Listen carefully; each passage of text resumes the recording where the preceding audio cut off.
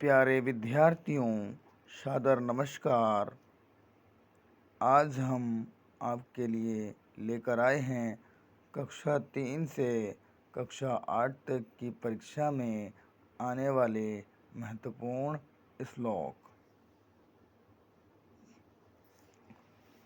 आज हम बात करेंगे जो कि कक्षा 3 और से लेकर कक्षा 8 तक अधिकतर परीक्षाओं में आते हैं। ऐसे श्लोकों को लेकर हम आपके सामने आज प्रस्तुत हुए हैं, जिसमें पहला श्लोक है त्वमेव माता च पिता त्वमेव, त्वमेव बंधु सखा त्वमेव, त्वमेव विद्या द्रविणं त्वमेव, त्वमेव सर्वमम देव देव। इसका हिंदी अर्थ है, हे भगवान, आप ही मेरे माता हैं, आप ही मेरे पिता हैं, आप ही मेरे बंधु रिश्तेदार हैं और आप ही मेरे मित्र हैं, आप ही मेरी विद्या ज्ञान हैं और आप ही मेरा धन संपत्ति हैं। हे देवों के देव, आप ही मेरे लिए सब कुछ हैं। अब नंबर 2 श्लोक है, सर्वे भवन्तु सुखिनः, सर्वे सन्तु निरामया, सर्वे भद्राणि पश्यन्तु, मा कश्चित् दुःखभाग् भवेत्। इसका हिंदी अर्थ इस प्रकार है, सभी लोग सुखी हों, सभी लोग रोगमुक्त स्वस्थ रहें, सभी लोग शुभ अच्छा देखें और अनुभव करें, कोई भी व्यक्ति दुख का भोगी न बने। नंबर 3 श्लोक इस प्रकार है, अभिवादनं शीलस्य नित्यं वृद्धोपसेविन्, चत्वारि तस्य वर्धन्ते आयु विद्या यशोबलम्।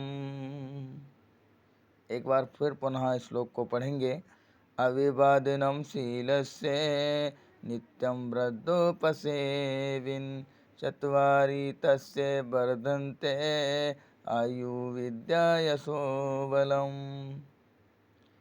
जिसका हिंदी अर्थ इस प्रकार है, जो व्यक्ति नम्रतापूर्वक अभिवादन करने वाला और सदा बड़ों की सेवा करने वाला होता है, उसके 4 गुण बढ़ते हैं। आयु, जिसको जीवन कहा जाता है, विद्या ज्ञान, यश प्रतिष्ठा और बल, जिसको शक्ति कहते हैं। ये 4 चीज़ें उस व्यक्ति की बढ़ती हैं जो हमेशा बड़ों का आदर करता है, उनको प्रणाम करता है। नंबर 4 श्लोक इस प्रकार है, पृथिव्यां तेरी रत्नानि, जलयन्नं श्वासितं, मूढे पाषाणखण्डेषु, रत्नसंज्ञा विधीयते। हिंदी अर्थ इस प्रकार है, इस पृथ्वी पर 3 ही सच्चे रत्न हैं, जल, अन्न और अच्छे वचन। श्वासितम, जिस मूर्ख लोग पत्थरों के टुकड़ों यानी कि हीरा जवाहरात को ही रत्न मानते हैं।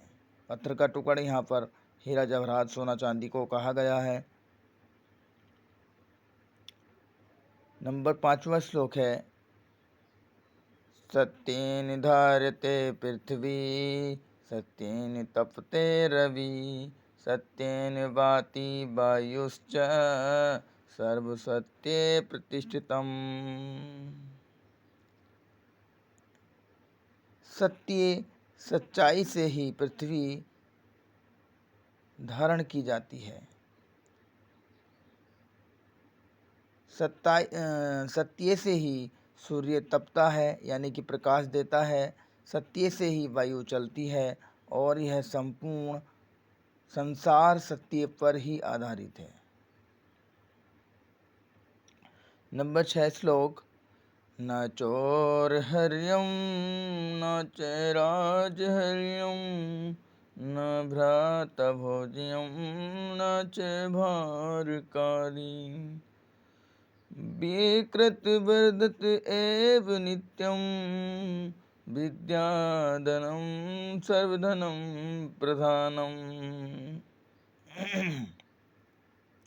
विद्या रूपी धन को न तो चोर चुरा सकता है, न ही राजा उसे छीन सकता है, न ही इसे भाई बांट सकते हैं, और न ही यह बोझ बनता है। खर्च करने पर भी यह हमेशा बढ़ता ही रहता है। इसीलिए विद्या का धन सभी धनों में श्रेष्ठ है। नंबर 7वां श्लोक है, विद्यानाम नरस्य रूपम अधिकम प्रच्छन्नम गुप्तम धनम विद्या भोग करी यस सुख करी विद्या गुरुनाम गुरु। विद्या राजसु पूज्यते नाही धन विद्या दीन पशु। तो मित्रों, ये थोड़ा सा मैं इसको पढ़ने में चूक गया हूँ, इसे फिर पुनः पढ़ेंगे। विद्या नाम नरस्य रूपम अधिकम प्रच्छन्नम गुप्तम धनम विद्या भोग करी यस सुख करी विद्या गुरुनाम गुरु। विद्या बंधु जनो विदेश गमनी विद्या परा देवता विद्या राजसु पूज्यते नाही धन विद्या विहीन पशु। विद्या मनुष्य का सबसे श्रेष्ठ रूप है। यह छिपा हुआ धन है।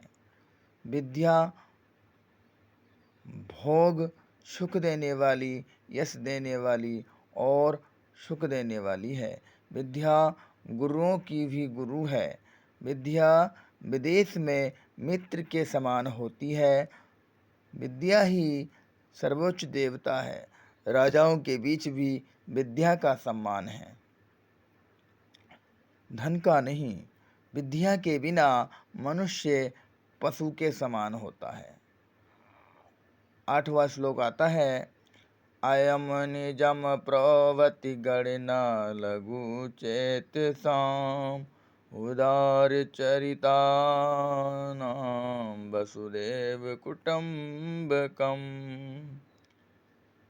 यह मेरा है और वह पराया है, इस प्रकार का विचार छोटे संकीर्ण मन वाले लोगों का होता है। उदार हृदय वाले लोगों के लिए तो पूरी पृथ्वी ही परिवार के समान होती है। 9वें नंबर का श्लोक इस प्रकार है, साहित्य संगीत कला विहीन साक्षात पशु पुछ विषाणहीन तृण न खादन्न पीजी माना तदा गधयम परम पशुनाम। इसका अर्थ इस प्रकार है, जो मनुष्य साहित्य संगीत और कला से रहित होता है, वह बिना पूंछ और सींग वाला पशु के समान होता है। वह घास नहीं खाता फिर भी जीवित रहता है। यह तो पशुओं के लिए भी सौभाग्य की बात है कि ऐसा मनुष्य उनके समान नहीं है।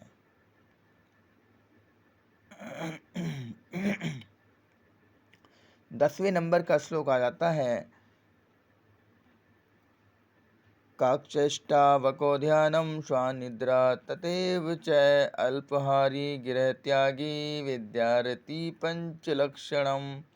इस श्लोक में विद्यार्थियों के 5 लक्षण बताए गए हैं, जिसको हम कह सकते हैं क्वालिटी ऑफ स्टूडेंट या एबिलिटी ऑफ स्टूडेंट, जिसका अर्थ है विद्यार्थी के 5 लक्षण बताए गए हैं, जिसमें काकचेष्टा कौवे की तरह सदैव प्रयासरत रहना, लगातार बको ध्यानम बगुले की तरह